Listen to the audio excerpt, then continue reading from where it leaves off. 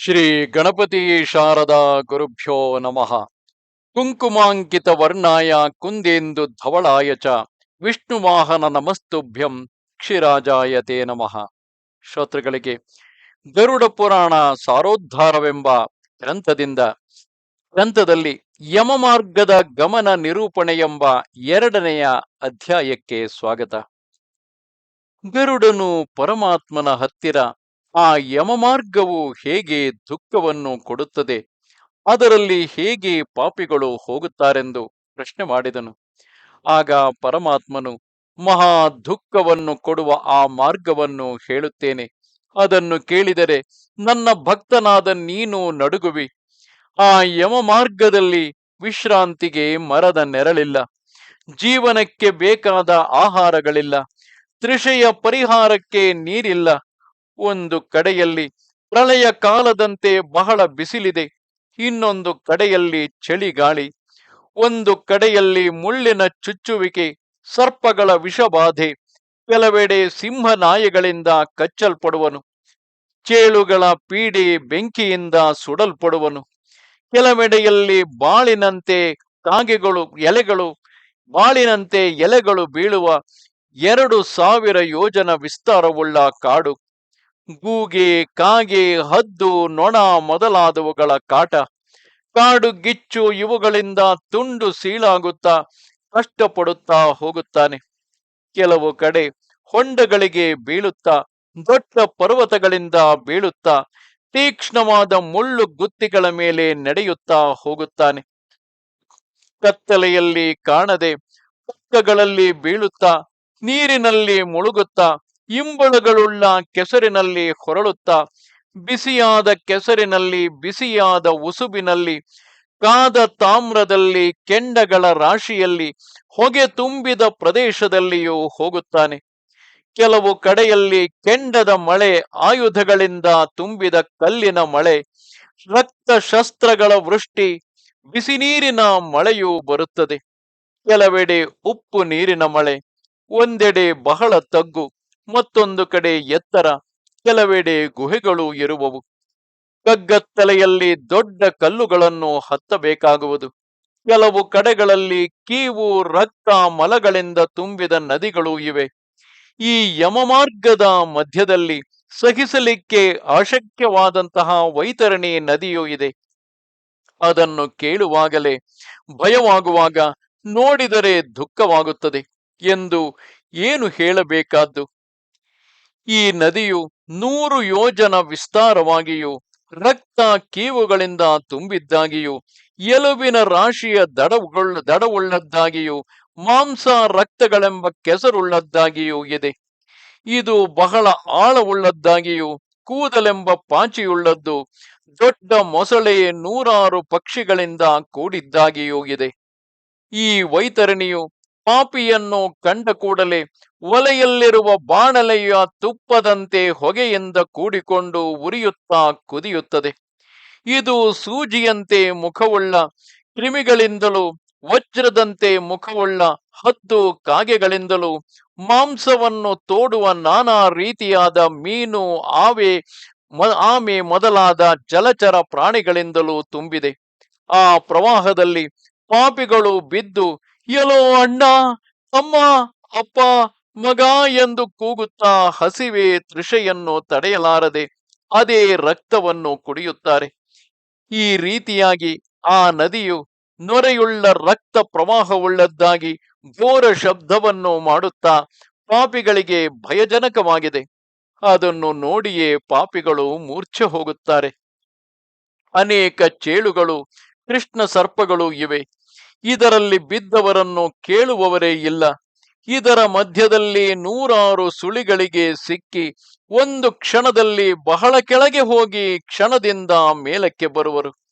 ಪಾಪಿಗಳು ಬಿದ್ದು ದುಃಖವನ್ನು ಪಡುವುದಕ್ಕೋಸ್ಕರವೇ ಈ ನದಿಯು ನಿರ್ಮಿತವಾಗಿದೆ, ಬೇರೆ ಕಾರಣವಿಲ್ಲ.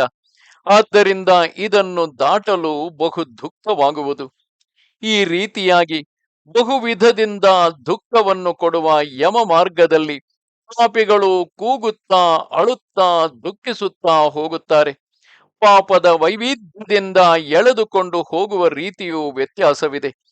ಕೆಲವರನ್ನು ಹಗ್ಗವನ್ನು ಹಾಕಿಯೂ, ಕೆಲವರನ್ನು ಬೆನ್ನಿಗೆ ಶಸ್ತ್ರವನ್ನು ಚುಚ್ಚಿಯೂ, ಮೂಗಿಗೆ ಹಗ್ಗವನ್ನು ಕಟ್ಟಿಯೂ, ಕಿವಿಗಳಿಗೆ ಕಟ್ಟಿಯೂ, ಕೈಕಾಲು ಬೆನ್ನುಗಳನ್ನು ಸಂಕೋಲೆಗಳಿಂದ ಕಟ್ಟಿಯೂ, ದೂತರು ಕಾಗೆ ಮುಂತಾದ ಪ್ರಾಣಿಗಳು ಎಳೆದುಕೊಂಡು ಹೋಗುವುದುಂಟು. ಇನ್ನು ಕೆಲವರು ಮೇಲೆ ಕಬ್ಬಿಣದ ಭಾರವನ್ನು ಹೊರಿಸಿ ಎಳೆಯುತ್ತಾರೆ.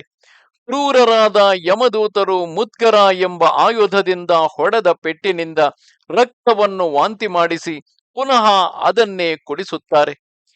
ಈ ರೀತಿಯಾಗಿ ಪಾಪಿಗಳು ಕಷ್ಟಪಡುವ ವೇಳೆಯಲ್ಲಿ ತಾವು ಮಾಡಿದ ದುಷ್ಕರ್ಮಗಳನ್ನು ಸ್ಮರಿಸುತ್ತಾ ಪಶ್ಚಾತ್ತಾಪ ಪಡುತ್ತಾ ಮಕ್ಕಳು ಮೊಮ್ಮಕ್ಕಳನ್ನು ಕೂಗುತ್ತಾ ಮೂಢರಾಗಿ ಬಹಳ ದುಃಖ ಪಡುತ್ತಾರೆ. ಅನೇಕ ಪಶು ಪಕ್ಷ್ಯಾದಿ ಜನ್ಮಗಳನ್ನು ಹೊಂದಿ ಅನುಭವಿಸಿ ಏನೋ ಬಹಳ ಪುಣ್ಯ ವಿಶೇಷದಿಂದ ದೇವರ ಅನುಗ್ರಹದಿಂದ ಮನುಷ್ಯ ಜನ್ಮ ನನಗೆ ಬಂದಿತ್ತು. ಆದರೂ ಅದರಲ್ಲಿ ಬಹಳ ಸೌಕರ್ಯವಿದ್ದರೂ ಕೂಡ ನಾನು ಯಾವ ದಾನ ಧರ್ಮವನ್ನು ಮಾಡಿಲ್ಲ. ಸಂಧ್ಯಾದಿ ನಿತ್ಯ ನೈಮಿತ್ತಿಕ ಕರ್ಮಗಳನ್ನು, ಅಗ್ನಿಯಲ್ಲಿ ಮಾಡುವ ಹೋಮಾದಿಗಳನ್ನು, ಕೃಚ್ಛ್ರ ಚಾಂದ್ರಾಯಣಾದಿ ವ್ರತಗಳನ್ನು, ತಪಸ್ಸನ್ನು, ಇಂದ್ರಾದಿ ದೇವತೆಗಳ ಆರಾಧನೆಯನ್ನು ಮಾಡಲಿಲ್ಲ. ವಿಧಿ ಪ್ರಕಾರವಾಗಿ ತೀರ್ಥಯಾತ್ರೆ, ನದಿ ಸ್ನಾನ, ಕ್ಷೇತ್ರ ದರ್ಶನವನ್ನು ಮಾಡಲಿಲ್ಲ. ಆದ್ದರಿಂದ ಎಲೋ ಜೀವನೇ, ನೀನು ಯಾವ ಕರ್ಮಲೋಪವನ್ನು ಮಾಡಿದ್ದೀಯೋ ಅದರ ಫಲವನ್ನು ನೀನೇ ಅನುಭವಿಸು ಎಂದು ತನ್ನನ್ನೇ ತಾನು ನಿಂದಿಸಿಕೊಳ್ಳುತ್ತಾ ಇದ್ದಾನೆ. ಬ್ರಾಹ್ಮಣಾರಾಧನೆಯನ್ನು ಮಾಡಲಿಲ್ಲ, ಗಂಗಾ ನದಿಯನ್ನು ಸೇವಿಸಲಿಲ್ಲ, ಸತ್ಸಂಗವನ್ನು ಮಾಡಲಿಲ್ಲ, ಪರೋಪಕಾರಗಳನ್ನು ಮೊದಲೇ ಬಿಟ್ಟಿದ್ದೇನೆ. ಪಶು ಪಕ್ಷಿ ಮನುಷ್ಯರಿಗೋಸ್ಕರ ನೀರಿಲ್ಲದ ಪ್ರದೇಶದಲ್ಲಿ ಕೆರೆಗಳನ್ನು ತೋಡಿಸಲಿಲ್ಲ. ಗೋವುಗಳಿಗೂ ಬ್ರಾಹ್ಮಣರಿಗೂ ಅನುಕೂಲವಾದ ಕೆಲಸವನ್ನು ಸ್ವಲ್ಪವೂ ಮಾಡಲಿಲ್ಲ. ಆದ್ದರಿಂದ ನೀನು ಮಾಡಿದ್ದನ್ನು ನೀನು ಉಣ್ಣು. ನಿತ್ಯವೂ ಮಾಡಬೇಕಾದ ದಾನವನ್ನು ಮಾಡಲಿಲ್ಲ, ಗೋಗ್ರಾಸವನ್ನು ಇಡಲಿಲ್ಲ, ವೇದಶಾಸ್ತ್ರ ಪುರಾಣಗಳಲ್ಲಿ ಹೇಳಿದ ವಿಷಯವನ್ನು ಅನುಷ್ಠಾನ ಮಾಡಲಿಲ್ಲ, ಗುರು ಸೇವೆಯನ್ನು ಮಾಡಲಿಲ್ಲ. ಅದರ ಫಲವನ್ನು ಅನುಭವಿಸಲೇಬೇಕು. ಹೆಂಗಸರಾದರೂ ಹೀಗೆಂದು ದುಃಖ ಪಡುತ್ತಾರೆ. ನಾನು ಗಂಡನು ಹೇಳಿದ ಹಿತವಚನದಂತೆ ಮಾಡಲಿಲ್ಲ, ಪಾತಿವೃತ್ಯವನ್ನು ಪಾಲಿಸಲಿಲ್ಲ, ಹಿರಿಯರಿಗೆ ಯೋಗ್ಯ ಗೌರವವನ್ನು ಮಾಡಲಿಲ್ಲ, ಧರ್ಮದ ಬುದ್ಧಿಯಿಂದ ಪತಿಯ ಸೇವೆಯನ್ನು ಮಾಡಲಿಲ್ಲ, ಪತಿಯ ಮರಣಾನಂತರದಲ್ಲಿ ಸಹಗಮನವನ್ನು ಮಾಡಲಿಲ್ಲ, ಪತಿಯು ಪರಲೋಕಕ್ಕೆ ಸೇರಿದ ಮೇಲೆ ವಿಧವೆಯರು ಮಾಡಬೇಕಾದ ವ್ರತ, ಸ್ನಾನ, ಜಪ, ಆಚಾರ, ತಪಸ್ಸು ಇದನ್ನು ಯಾವುದನ್ನು ಮಾಡಲಿಲ್ಲ. ಆದ್ದರಿಂದ ಎಲೋ ಜೀವಿಯೇ, ನೀನು ಮಾಡಿದ ತಪ್ಪಿನ ಫಲವನ್ನು ನೀನೇ ಅನುಭವಿಸು. ಏಕಾದಶಿ ಉಪವಾಸ, ಗ್ರಹಣೋಪವಾಸ, ತಿಂಗಳು ಉಪವಾಸ ಮೊದಲಾದ ವ್ರತಗಳಿಂದ ನನ್ನ ಶರೀರವನ್ನು ಸಂತಾಪ ಪಡಿಸಲಿಲ್ಲ. ಆದ್ದರಿಂದ ನಾನು ಹಿಂದೆ ಮಾಡಿದ ಕರ್ಮಗಳಿಂದ ಅನೇಕ ದುಃಖಗಳಿಗೆ ಈಡಾದ ಈ ಹೆಂಗಸಿನ ಶರೀರವು ನನಗೆ ಸಿಕ್ಕಿದೆ ಎಂದು ದುಃಖಿಸುತ್ತಾಳೆ. ಈ ರೀತಿಯಾಗಿ ಜೀವನು ಹಿಂದೆ ಮಾಡಿದ ದುಷ್ಕೃತ್ಯವನ್ನು ಸ್ಮರಿಸುತ್ತಾ ಇನ್ನು ಮುಂದೆ ಹೇಗೆ ನನಗೆ ಮನುಷ್ಯ ಜನ್ಮವು ಸಿಕ್ಕುವುದು ಎಂದು ಕೂಗುತ್ತಾ ಹೋಗುತ್ತಾನೆ. ಹೀಗೆ ಒಬ್ಬಂಟಿಗನಾಗಿ ವಾಯುವೇಗದಿಂದ 17 ದಿನ ನಡೆದು 18ನೇ ದಿನ ಸೌಮ್ಯವೆಂಬ ಪಟ್ಟಣವನ್ನು ಸೇರುತ್ತಾನೆ. ಆ ಪಟ್ಟಣದಲ್ಲಿ ಪ್ರೇತಗಳು ಸಾಂಘಿಕವಾಗಿದ್ದಾವೆ. ಪುಷ್ಪಭದ್ರೆ ಎಂಬ ನದಿಯು, ಸುಂದರವಾದ ಆಲದ ಮರವು ವಿಶ್ರಾಂತಿಗಾಗಿ ಇದೆ. ಅಲ್ಲಿ ಕೂತುಕೊಂಡು ತನ್ನ ಹೆಂಡತಿ ಮಕ್ಕಳನ್ನು, ಸುಖವನ್ನು ಸ್ಮರಿಸಿ ದುಃಖಿಸುತ್ತಾನೆ.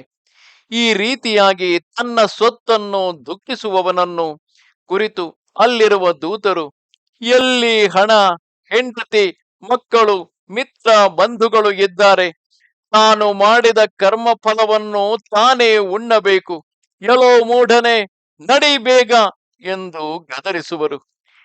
ನಿನಗೆ ಬೇರೆ ದಿಕ್ಕಿಗೆ ಪ್ರಯಾಣ ಮಾಡುವವರಿಗೆ ಮಧ್ಯದಲ್ಲಿ ಉಣಲಿಕ್ಕೆ ಬುತ್ತಿ ತರಬೇಕೆಂದು ಗೊತ್ತಿಲ್ಲವೇ? ಪರಲೋಕಕ್ಕೆ ಪ್ರಯಾಣ ಮಾಡುವ ನೀನು ಯಾಕೆ ಬುತ್ತಿ ತರಲಿಕ್ಕೆ ಪ್ರಯತ್ನಿಸಲಿಲ್ಲ? ಇಲ್ಲಿ ಬುತ್ತಿಯು ಧರ್ಮ ರೂಪವಾಗಿದೆ. ಇಲ್ಲಿ ಬೇರೆ ಊರಿನ ಹಾಗೆ ಅಂಗಡಿ ಸಾಮಾನುಗಳು ಇರುವುದಿಲ್ಲ. ನೀನು ಬರುವಾಗ ತಂದರೆ ಮಾತ್ರ ಭೋಜನ ಮಾಡಬಹುದು. ಬಾಲಕರಿಗೂ ಸಹ ಇದು ತಿಳಿದ ವಿಷಯ. ಮರಣ ಹೊಂದತಕ್ಕ ನೀನು ಪುರಾಣವನ್ನು ಸಹ ಒಂದು ಬಾರಿಯೂ ಕೇಳಲಿಲ್ಲವೋ? ಹೀಗೆ ಜರೆಯುತ್ತಾ ಒನಕೆಯಿಂದ ಜಜ್ಜುತ್ತಾ ಹಗ್ಗದಿಂದ ಎಳೆಯುತ್ತಾರೆ. ಆಗ ಇವನು ಏಳುತ್ತಾ ಬೀಳುತ್ತಾ ಬಲಾತ್ಕಾರದಿಂದ ಹೋಗುವನು. ಮಕ್ಕಳು ಮನೆಯಲ್ಲಿ ಸ್ನೇಹದಿಂದಲೋ ಕರುಣೆಯಿಂದಲೋ ಮಾಸಿಕ ಶ್ರಾದ್ದದಲ್ಲಿ ಕೊಟ್ಟಿರತಕ್ಕ ಅನ್ನ ನೀರುಗಳನ್ನು ಸ್ವೀಕರಿಸಿ ಆ ಪಟ್ಟಣದಿಂದ ಮುಂದೆ ಹೋಗುವನು. ಅಲ್ಲಿಂದ ಬೇಗ ಬೇಗನೆ ಹೋಗಿ ನಗೇಂದ್ರ ಭವನವೆಂಬ ಪಟ್ಟಣವನ್ನು ಸೇರುತ್ತಾನೆ. ಅಲ್ಲಿ ಬಹು ಘೋರಗಳಾದ ಕಾಡುಗಳನ್ನು ನೋಡಿ ದುಃಖದಿಂದ ಕೂಗುತ್ತಾನೆ.